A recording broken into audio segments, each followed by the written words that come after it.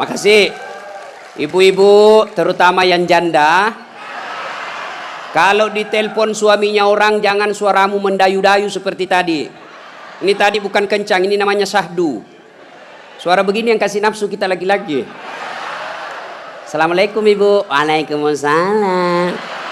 Bagaimana suaminya orang tidak tergoda? Lagi di mana ibu? Di rumah aja pak. Coba dong yang keras. Assalamualaikum. Waalaikumsalam. Lagi di mana ibu? Di rumah. Lagi ngapain? Apa kau tanya-tanya? Oh, enggak, diteleponnya lagi kau besok. Ini Waalaikumsalam. Caleda. Wih, ada juga Bugis di sini. Wih, boleh tahan ini bubuhan Bugis. Saya ke Banjarmasin banyak orang Bugis. Saya pergi Kota Baru banyak orang Bugis. Saya pergi Pagatan, bahasa Bugis orang di sana. Begitu saya masuk penjara banyak juga orang Bugis. Simpan dulu HP-mu bos. Dengar ceramah dulu. Woi. Bu ibu, simpan dulu, simpan.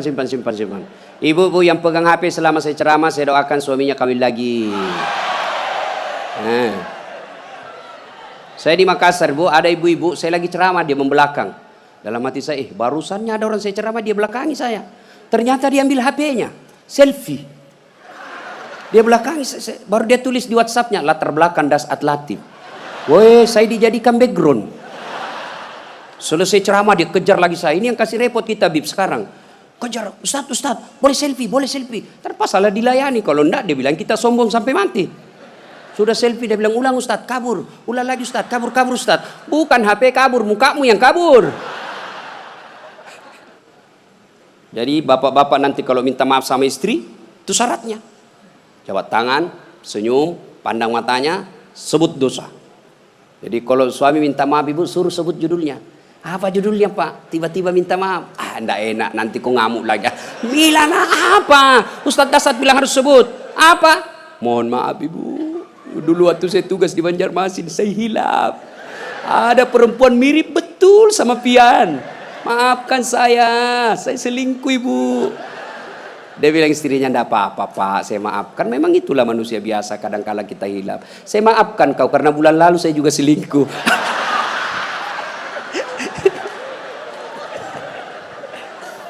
Ibu-ibu, ini sebenarnya bapak-bapak banyak selingkuh gara-gara ibu-ibu juga. Bagaimana suamimu tidak selingkuh kalau kau marah-marah aja terus di rumah? Dia kira enak jadi suami nih ibu-ibu ini. Kira enak. Di kantor kita dimarah-marahi sama pimpinan. Di jalan macet, kadang-kala kehujanan. Ya, di warung kopi masuk WhatsApp tagihan. Sampai di rumah dimaki-maki lagi kita sama istri. Bagaimana kita tidak cepat sakaratil maut? Ini perempuan sekarang seperti cuaca, susah ditebak perasaannya.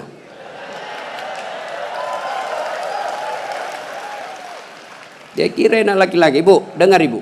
Hui, ibu, bu, ada 4 perempuan yang menjadi penghuni api neraka. Dengar ini. Terancam ibu-ibu. 1, kata Nabi, mereka yang selalu bicara kasar sama suaminya. Apa kau anak muda ada istrimu? Boleh marah sama suami bu, boleh marah manusiawi, tapi jangan memaki. Ini kalau marah la haula wala quwata illa billah, keluar semua kebun binatang di mulutnya. Bagaimana kita betah di rumah kalau ngomel aja kerjanya? Jadi, bu, coba dengar itu laki-laki, coba lihat itu laki-laki. Kami pikir ibu bagaimana supaya ibu bisa pakai AC di kamar. Pak, kami pikir bagaimana supaya ibu bisa pakai emas pulang kampung dihargai sama keluarga. Kami pikir bagaimana supaya kalian bisa dibelikan mobil supaya tidak hitam kulitmu. Itu dipikir sama suamimu. Makanya jangan suka marah-marah. Takbir. Ada di sini takut sama istrinya? Ada? Berhenti kau jadi laki-laki. Ngamuk Ustaz. Kalau dia ngamuk enggak apa-apa. Dia pecahkan piring satu, pecahkan satu lusin. Dia pecahkan semua. Kenapa? Piring, gelas boleh dibeli. Harga diri sebagai suami tidak boleh diinjak-injak istri. Takbir. Ah, itulah yang takut sama istrinya. Oi bu, oi, satu, perempuan yang menjadi penghuni api neraka yang suka bicara kasar. Boleh marah, tapi jangan memaki. Marah silahkan, manusiawi, tapi jangan memaki-maki. Goblok memang kau jadi laki-laki. Sudah goblok, hitam, gendut. Wah, ini penghuni neraka ini. Enak juga kalau kita pulang kampung, pulang rumah, capek kita tadi jual ikan. Sampai di rumah disambut sama suami dengan senyuman. Bila kamu di sisiku, hati rasa syahdu. Tenang perasaan. Lah sudah bilang, bu kalau ada duit saya belikan kau emas. Masuk lagi kamar suami, berantakan kamarnya, marah-marah, peluk suami kita sambil menyanyi. Insaflah wahai manusia, bila dirimu bernoda. Itu kan lagu-lagu ibu-ibu dulu, lagu-lagu nasihat, iya toh? Mungkin Tuhan mulai bosan melihat tingkah kita yang selalu salah dan bangga dengan dosa-dosa, atau alam mulai enggan bersahabat dengan kita. Coba kita bertanya pada rumput. Itu. Jadi kalau suaminya susah rezekinya, singgung dengan itu lagu. Mungkin kau banyak dosa. Itu lagunya ibu-ibu dulu. Sekarang lagunya ibu-ibu apa? Yo, yo ayo, yo ayo, yo ay, beleng-beleng. Senamlah dia di depan kantor bupati. Ibu-ibu di depan, bajunya sempit, roknya sempit. Bapak-bapak di belakang. Ibu-ibu di depan lah jadi pelatih. 1, 2, bapak-bapak di belakang. 3. Bagaimana enggak beleng-beleng semua ini? Putar ke kiri. Apa lagu-lagu begitu? Coba kalau salawat kayak tadi, nyaman perasaan. Ya. Woi. Ibu. Nah, 1, boleh marah, jangan memaki. 2, perempuan menjadi penghuni api neraka. Mereka yang membebani suaminya melebihi kemampuan suami. Suaminya gajinya cuma 4 juta, tapi gaya hidupnya 7 juta. Kayaknya banyak penderita di sini ya. Hei, ibu-ibu, kenapa kita miskin? Karena kehidupan, gaya hidup kita melebihi rezeki. Allah kasih rezeki 5 juta 1 bulan, tapi gaya hidupnya 8 juta. Akhirnya apa? Ngambil kredit, tidak bisa tenang. Coba kalau gaji kita 5 juta, gaya hidup kita 3 juta, insya Allah tenang perasaan. Kita miskin karena melebihi kemampuan kita. Maka suami kalau rezekinya 3 juta, jangan kau bebani. Ini kan tidak dibebani suaminya. Datanglah itu tukang kredit mobil. Bu, kalau ada mobil bu, tenang ibu. Ibu sudah tidak kehujanan. Pulang kampung nanti, ibu enak lagi. Satu keluarga, nggak perlu lagi naik PT-PT. Enak kan? Ini namanya penjual mobil, semua enak dia cerita. Dia tidak cerita bagaimana kalau kempes banyak. Bagaimana kalau mogok mobilnya? Tidak ada cerita itu. Akhirnya apa? Usullah kepada suaminya, bang, masukin aja deh sertifikat rumah supaya kita bisa mobil. Akhirnya apa? Bulan pertama masih bisa dibayar cicilannya. Bulan kedua tidak bisa. Bulan ketiga, 4 tidak bisa. Akhirnya apa? Diambil mobilnya. Sudah diambil mobilnya, diambil pula sertifikat rumahnya digadai. Mengamuklah gara-gara kau yang tidak bersyukur ini. Maka jangan melebihi kemampuan suami. Ibu-ibu punya siku? Punya? Woi, punya siku? Coba gigit sikunya bu. Coba. Kalau ada yang bisa gigit sikunya, saya kasih hadiah. Coba, mana bisa? Nah, itulah orang yang memaksakan suaminya melebihi kemampuannya. Dan yang ketiga, kata Nabi, orang yang akan menjadi perempuan penghuni neraka, mereka yang mempertontonkan auratnya di depan lelaki. Bu, terutama ini akhwat cewek-cewek nih. Mari kita kerjasama. Kami laki-laki jaga mata, tolong kalian perempuan jaga akhlak. Biar kami setengah mati jaga mata, kalian gentayangan di jalan, habis amal kami bos. Pastilah dilihat, barang bagus. Dia bilang, dilihat. Haram tidak dilihat. Barang bagus, maka solak-solak kok bos. Ya? Yang keempat, orang yang akan menjadi perempuan penghuni api neraka, mereka yang tidak mendirikan sholat. Inilah perempuan memang paling banyak tidak mendirikan sholat. Kapan? Selesai haid. Haid 5 hari tambah bonus 2. Dia bilang suaminya, kenapa belum sholat sayang? Biasanya cuma 5 hari. Orang belum bersih, masih ada sedikit-sedikit. Dia bilang suaminya, bohong. Apa bohong? Saya kasih lihat kau. Apa mau dikasih lihat? Ketawa baru kau yang begitu. Kapan lagi perempuan banyak tidak sholat? Kalau ada pengantin, mukanya dikira tembok, coklat, biru, krim, abu-abu, jilbabnya 3 lapis, kuning, coklat, jilbab sakaratil maut. Ibu bapak saudara-saudara sekalian ya. Jadi orang yang menyesal di akhirat kelak, mereka yang memutuskan persaudaraan. Maka sebentar ini kalau ada tetangga kita pernah kita sakiti, minta maaf lalu kembalikan barangnya orang. Pegawai-pegawai negeri yang pernah ngambil mesin komputer di kantor, kasih kembali bos. Ya. Dan itu kalau tidak dikembalikan, ketika kita di padang mahsyar, dipanggil kita satu-satu. Bayangkan, dari Adam sampai kiamat, kumpul berapa triliun manusia, dipanggillah kita satu-satu. Siapa dulu yang dipanggil? Nenek kita yang duluan mati? Tidak. Kakek kita yang duluan wafat? Tidak. Leluhur kita yang duluan wafat? Tidak. Lalu siapa dulu yang dipanggil? Nama-nama Islam dulu. Abdul Rahman, Abdul Jabbar, Siti Fatimah, Aisyah, Mutmainnah, Das'at Latif. Itu dulu dipanggil. Cuncung. Di belakang kok bos. Dipanggil juga tapi mondri kok bos. Maka jangan berkata apa arti sebuah nama. Nama itu penting. Begitu pentingnya sebuah nama sehingga Nabi jelaskan ada 3 kewajiban orang tua kepada anaknya. 1 diantaranya memberi nama yang baik. Kenapa? Karena di akhirat digunakan ini nama. Nama-nama Islam dulu. Tony, Joni, Rudy, Ningsi, Nining. Dipanggil juga tapi di belakang bos. Habib Syekh, di depan. Das'at Latif nomor 2. Bayangkan. Dipanggillah kita. Nah, orang bilang apa arti sebuah nama? Coba bayangkan kalau tidak ada semua nama di sini. Yang paling repot caleg. Pilih saya siapa? Anu siapa? Anu. Coba kalau ada, coba sebut nama. Orang sebut nama minimal 2 saya bisa tahu. 1 suku, 2 agamanya.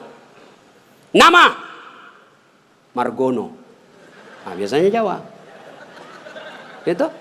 Nama Ambok Dalle. Tidak mungkin Cina. Masa Ambok Dalle Cina? Pasti Bugis. Ya kan? Nah, nama. Yang kedua, nama adalah doa. Ketika nama anak kita Mutmainnah, orang yang memanggilnya, wahai Mutmainnah, wahai kau jiwa yang tenang, berarti orang mendoakannya. Dan di akhirat dipakai kelak. Ustadz, bagaimana saya Ustadz? Sudah terlanjur namaku Ronaldo. Karena bapakku pecinta bola. Bagaimana caranya Ustadz? Ya Islamkan. Bagaimana cara mengislamkannya? Tambah Muhammad di depannya. Muhammad Abdul Ronaldo. Nggak nyambung Ustadz, biar nggak nyambung. Yang penting selamat kok bos. Masih ingat almarhum Presiden kita Soeharto? Sebelum beliau menunaikan ibadah haji, kan namanya cuma Soeharto. Setelah menunaikan ibadah haji, Raja Fat waktu itu sadar, wah menderita nih Pak Harto nanti. Kalau tidak diislamkan, maka diislamkanlah namanya, ditambah di depannya Muhammad Soeharto. Ibu Tin juga ditambah di depannya Siti. Maka ibu-ibu yang sudah terlanjur namanya islamkan. Harus rubah KTP? Tidak. Yang penting misal ulang tahun. Saudara-saudara sekalian, hari ini nama saya islamkan. Yang tadinya Desi Ratnasari, saya menambah di depannya Siti Desi Ratnasari. Yang ketawa serius orang ini. Nama penting. Dan pada saat itu ketika kita dipanggil satu-satu, wajah-wajah kita di padang mahsyar tidak lagi seperti ini. Ada yang mukanya seperti ular. Kata Nabi, siapa yang muka ular? Mereka yang suka menjilat-jilat. Ini di kantor bupati banyak begini. Ya Pak, siapa. Ada juga orang itu pegawai kayak ndak punya lagi harga diri di depan bupatinya. Ya Pak, terserah Bapak. Wah. Cemen lu men. Ya. Yang kedua kata Nabi, ada juga nanti yang mukanya seperti anjing. Siapa muka anjing ya Rasulullah? Beliau menjawab, mereka yang disogok dan menyogok. Nah, ini termasuk anggota DPR nanti yang terpilih karena nyogok. Ada begitu di sini? Ada? Nah, kau salah, kenapa kau pilih? Tapi kau larang, tapi kau bilang wane piro. Nah. Lalu kata Nabi, ada juga nanti yang mukanya seperti tikus. Ya Rasulullah, siapa muka tikus? Mereka yang suka mengambil barangnya orang. Nah, ini yang ini di sini ya, yang suka korupsi dan disuruh pikul itu hasil korupsinya. Saya kalau lihat itu orang korupsi 3 miliar, 10 miliar, setengah mati dia pikul nanti itu. Dia bilang mahasiswaku 10 miliar uang dolar Singapura Ustaz itu dikantongi ji. Saya bilang jangan kau bayangkan uang Singapura, uang koin apa? Uang koin 10 miliar pikul kau itu. Ada juga kata Nabi yang nanti mukanya seperti kuda. Siapa muka kuda ya Rasulullah? Nabi menjelaskan mereka yang suka mendahului imam ketika sholat berjamaah. Nah, ini anak muda ini yang banyak. Imam belum turun dia sudah turun. Imam belum naik dia sudah naik. Ditanya kenapa kok cepat sekali? Dia bilang ini orang tua Ustaz. Sudah lowbat, saya masih full charge. Tidak boleh begitu bos. Ini juga imam kadangkala harus perhatikan. Ada juga kadangkala imam membalik-balik sunnah Rasul. Nabi jelaskan kalau kau jadi imam ringkaskan bacaan solatmu. Ini baru jadi imam mau takbir aja sudah lama. Gaji itu muakkak mani bawan selesai. Ada juga yang begitu. Kata Nabi ringkaskan bacaan solatmu. Ringkas. Yang kedua kata Nabi, bacalah yang umumnya orang hafal. Tujuannya apa? Satu, orang bisa husuk mengikuti kalau yang dia baca hafal. Coba kalau imamnya membaca kul huwallahu ahad, anak-anak juga ikut di belakang kul huwallahu ahad, karena dia hafal. Begitu imam membaca surah Al-Baqarah ayat 10 sampai 115, la haula wala quwwata illa billah. Dia husuk dengan bacaannya, kita husuk dengan hayalan. Kita mau ikut, tidak dihafal, mau ruku, belum selesai, terpaksa kita baca semua itu di dinding. Keadaan keuangan masjid, pengeluaran, saldo, waduh. Sudah dibaca satu tripleks, belum selesai bacanya imam, dibaca lagi kalender Persatuan Guru Republik Indonesia cabang Kabupaten Tanah Bumbu.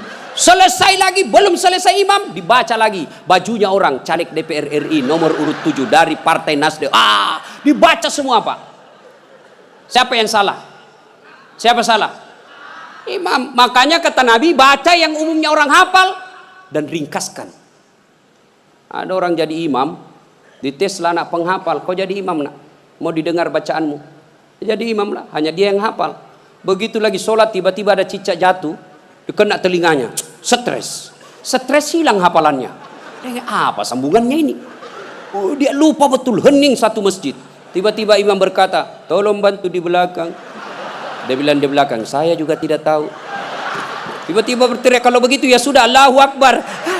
Memangnya anggota DPR.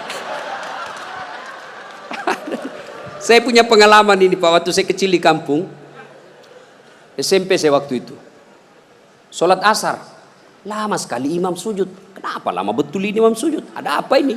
Tiba-tiba ada kawan saya nakal, diangkat kepalanya. Hilang imam. Ternyata yang ditunggu sudah keluar. Dia keluar dari pintu samping. Kacau sholat. Selesai sholat ditanya, Pak Imam, kenapa kau tinggalkan kami? Dia bilang, saya kentut nak. Pak Imam, lain kali kalau kentut kasih bangkit dulu kepala supaya kami lihat kau keluar. Dia bilang, saya sengaja, malu saya kau lihat. Kacau sholat. Siapa yang salah? Siapa salah? Siapa salah? Imam. Makanya hati-hati milih imam. Ya, ada lagi kejadian ini waktu saya kuliah KKN. Belum jadi ustadz saya waktu itu. Ada kawan saya dia pakai baju gamis. Wah, saya bilang pasti anak pesantren. Jadilah imam dia. Saya di belakang dua anak fakultas sastra. Begitu dia baca Al-Fatihah masih aman. Dia baca Al-Kafirun dalam hatiku, cari penyakit ini orang ini.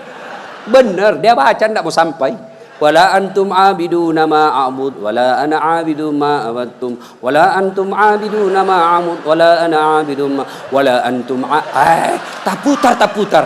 Temanku jengkel ini ada sastra, dia bilang, kenapa itu tak putar-putar? Lah sudah ini juga saya pikir. Kacau sholat. Makanya kalau imam salah, kacau jamaah kita. Makanya hati-hati milih imam. Kata Nabi, Milih imam itu tidak boleh sembarang. Jamaah makmum boleh, mulai dari orang waras sampai orang gila boleh jadi makmum. Mulai dari orang belum balik sampai dewasa boleh jadi makmum. Tapi imam tidak boleh. Kenapa? Salah imam, salah kalian jamaah. 2020 Tanah Bumbu akan milih imam, bupati. Salah milih imam, salah kalian, menderita kalian di kabupaten ini. Maka hati-hati milih imam. Pun kita jadi makmum juga tidak boleh sembarang, harus ada etikanya. Jadi makmum kata Nabi, kalau kau ke masjid sikat gigi dulu, terutama kalau subuh. Bayangkan kalau kita tidak sholat, tidak sikat gigi, tidur semalaman, orang di samping kita balik kanan, kita balik kiri menguap. Sampai meninggal dia ingatnya itu, busuk mulutnya itu. Sudah sikat gigi. Apalagi kalau kau jadi makmum, jangan kau merasa kaulah yang paling soleh dalam masjid itu. Ada juga orang takbir itu kayak mau dia gigit, kita punya telinga. Cool man.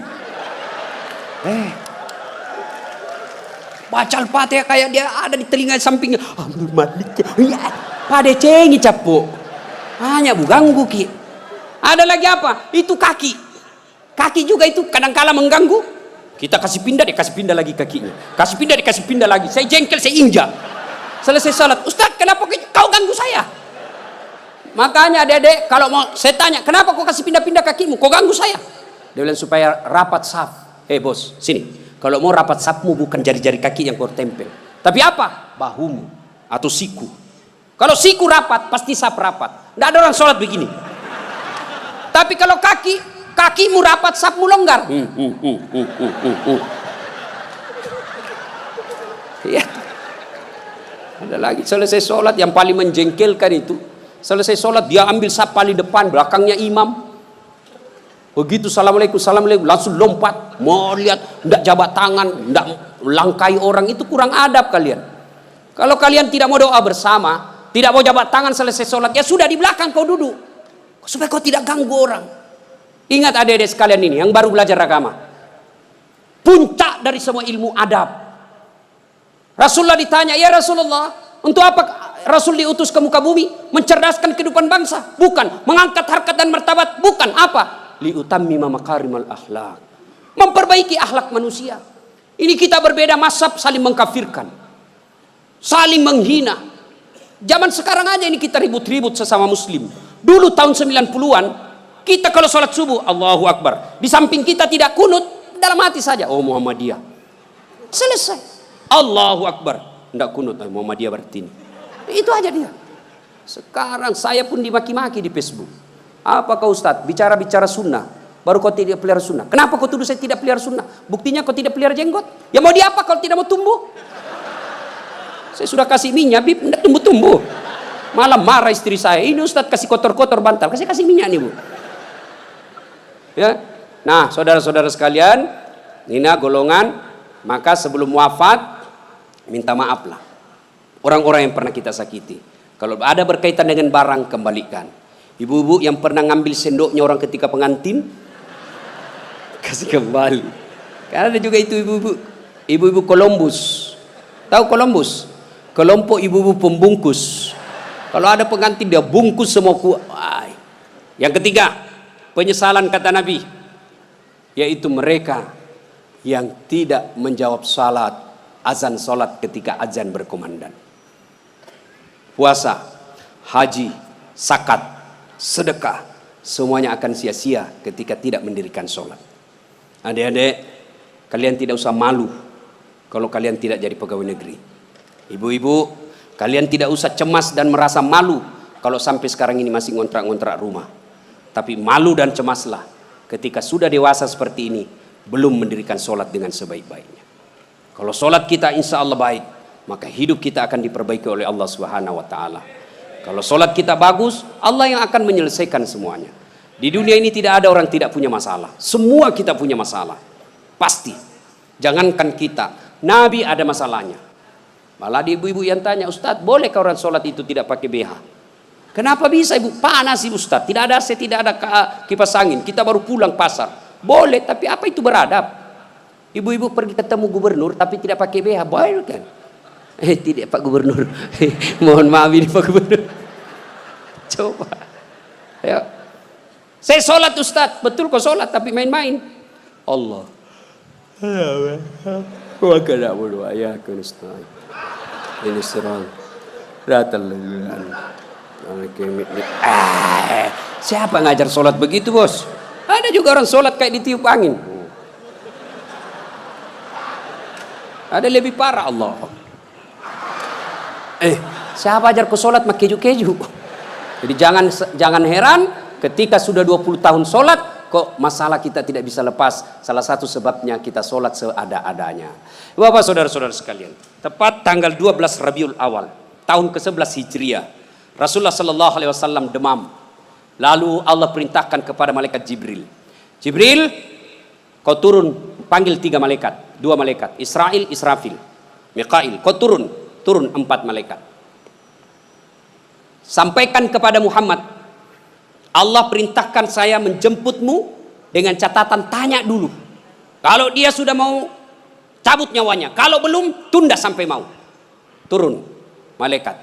Langit pertama, langit ke-7 masih berempat. Jibril, Mikail, Israil, Israfil. Langit ke-6 sampai ke-2 masih berempat. Di langit pertama Jibril berkata, malaikat pencabut nyawa saya tidak bertugas. Kau saja yang turun jemput Nabi Muhammad. Tapi kata malaikat pencabut nyawa, tapi selama ini kamu yang ketemu, kamu kan chase-nya. Kamu sahabatnya. Kau turunlah. Saya tunggu kau saja di sini. Turun malaikat pencabut nyawa. Depan rumah Nabi ketuk pintu. Assalamualaikum warahmatullahi wabarakatuh ya Rasulullah. Nabi menjawab, Waalaikumsalam warahmatullahi wabarakatuh. Fatimah buka pintu. Bah, tidak ada orang. Kata Nabi, sudah ada di samping saya.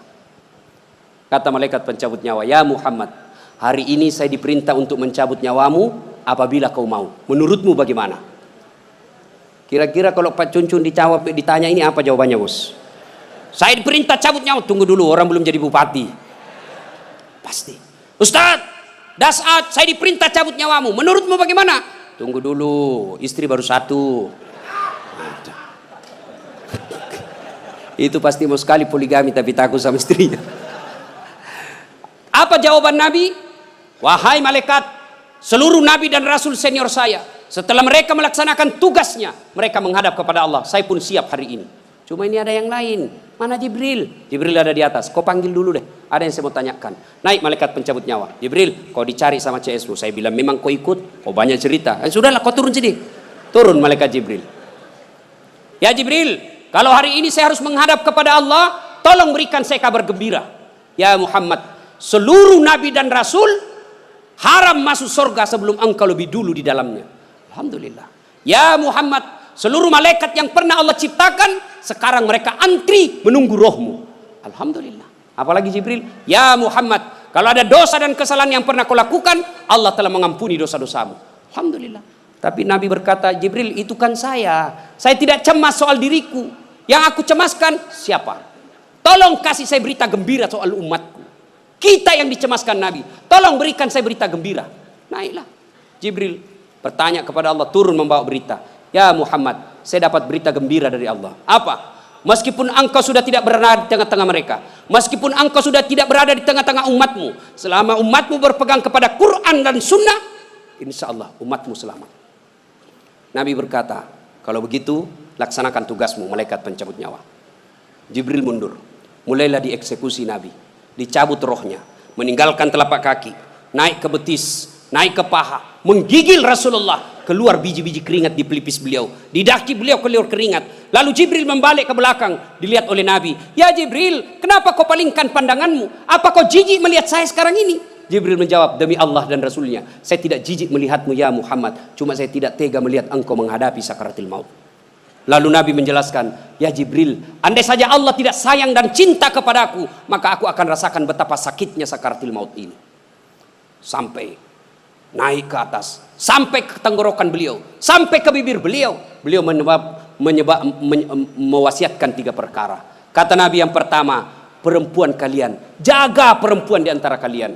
Yang kedua, salatmu, jaga salat kalian. Dan yang ketiga Nabi ucapkan, ummati, ummati, ummati, umatku, umatku, umatku. Nabi tidak mencemaskan anak cucu beliau. Nabi tidak mengucapkan Fatimah anakku. Tapi siapa yang diucapkan Nabi? Ummati, ummati. Begitu cintanya Nabi kepada kita. Nah sekarang bagaimana cinta kita kepada Nabi? Salah satu cinta kita kepada Nabi dengan hadir di majelis salawat seperti ini. Hadir di tempat ini wujud kecintaan kita kepada Rasulullah. Pada zaman Nabi tidak ada salawat rame-rame seperti ini. Kenapa? Karena beliau ada di tengah-tengah kita. Di tengah-tengah umat pada saat itu. Nabi pernah bertanya kepada sahabat, saudara-saudara sekalian, Anda tahu siapa yang paling menakjubkan imannya? Menakjubkan itu mengagumkan. Kata sahabat, para malaikat ya Rasul. Nabi katakan tidak. Bagaimana mereka tidak menakjubkan imannya? Mereka ketemu Allah. Kalau begitu, para nabi dan rasulnya ya Rasulullah. Nabi katakan tidak. Bagaimana kami tidak beriman? Kami menerima wahyu, ketemu dengan malaikat. Kalau begitu ya Rasulullah, kami inilah para sahabatmu. Nabi katakan tidak. Bagaimana kalian tidak beriman? Kalian ketemu dengan saya, kalian melihat mukjizat, wajar kalian beriman. Lalu sahabat berkata, kalau begitu siapa yang paling menakjubkan imannya ya Rasul? Nabi menjawab, umatku, saudara-saudaramu setelah kita ini wafat, mereka beriman kepadaku, mereka percaya kepadaku, padahal mereka tidak pernah ketemu Allah, mereka tidak pernah ketemu malaikat, mereka tidak pernah melihat mukjizat, mereka tidak hidup di tengah-tengah saya, tapi mereka beriman kepadaku dan berselawat. Kita inilah yang hadir di tempat ini. Mudah-mudahan Allah berikan waktu dan kesempatan kepada kita untuk lebih banyak lagi mencintai Rasulullah. Salah satu di antaranya berselawat seperti ini. Ketika Allah perintah kita puasa, Allah tidak ikut menunaikan ibadah puasa. Allah perintah kita haji, Allah tidak menunaikan ibadah haji. Ketika Allah perintah kita bersalawat, innallaha wa malaikatahu yusalluna 'alan nabi. Sesungguhnya Allah dan para malaikatnya bersalawat kepada Rasulullah Muhammad sallallahu alaihi wasallam. Maka wahai orang-orang yang beriman, bersalawatlah kalian kepada Rasulullah. Dengar, garis bawahi, yusalluna 'alan nabi, sallu alaihi wa sallimu taslima. Salawat dengan sebaik-baik salawat. Maka jangan bersalawat sambil merokok, jangan bersalawat sambil mengisap. Kenapa? Seluruh ulama Timur Tengah mengatakan rokok itu haram, maka rasa-rasanya tidak etis ketika Bapak menyebut nama Nabi sambil mengisap rokoknya. Mudah-mudahan ada manfaat, lebih dan kurangnya mohon dimaafkan. Terima kasih atas waktu dan kesempatan. Kemuliaan yang sangat besar saya bisa hadir di tempat ini bersama Habib Syekh dan keluarga Bapak Mardani. Mudah-mudahan diberikan rezeki yang lapang, dibahagiakan dunia sampai akhirat. Demikian. Kalau masih ada yang mau dengar ceramah saya, silahkan nonton Tabligh Akbar Damai Indonesia TV One setiap hari Sabtu atau Ahad pukul 12.30 atau setengah 2 waktu Kalimantan. Cuma lama baru muncul sekali seminggu. Ada yang gampang. Gimana caranya? Ambil aplikasi YouTube, tulis nama saya Dasat Latif. Keluarlah ceramah saya yang ratusan ribuan itu. Sudah nonton jangan lupa like and share. Subbreaker. Kasih begini aja, kasih begini bos. Jangan kau kasih begini. Kalau kau kasih begini dicari kau malaikat pencabut nyawa. Masa ceramah kau kasih begini? Nggak enak dilihat. Saya tidak suka. Nggak usah kau nonton. Jangan kasih begini. Nah, cuma cepat habis kuota karena 1 jam. Maka saya sediakan yang tidak menguras kuota namanya Chelsea. Ceramah singkat 1 menit saja. Gimana caranya Ustadz? Follow saya di Instagram. Dasat Latif 1212. Dasat Latif 1212. Sudah ku follow Ustaz, sudah ku tidak mau putar ceramahmu. Apa masalahnya? Masalahmu kau tidak punya kuota. Demikian, mudah-mudahan ada manfaat, lebih dan kurangnya mohon dimaafkan. Nun wal kalam ya misturun. Billahi fi sabilil haq. Assalamualaikum warahmatullahi wabarakatuh.